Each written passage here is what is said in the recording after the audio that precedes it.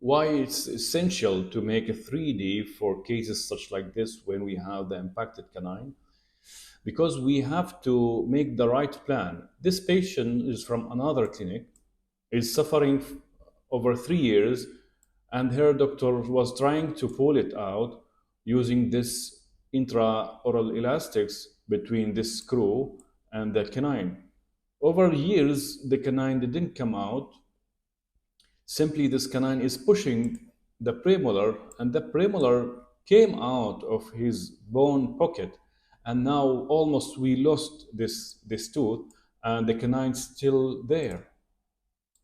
So, because of this curve, if we do the 3D, we know that it's not possible to pull the canine this way. You can see also the amount of mistakes, the prominence of the roots out of the alveolar, the severely proclination of the front teeth.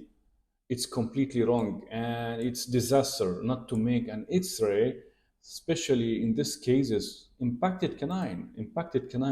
It's a complicated case already, and not only before the treatment, in between, during, to observe if we are doing well or we need to replan something.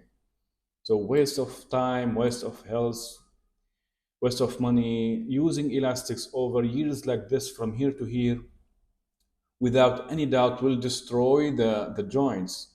So please be careful and always be in the right way with the right plan.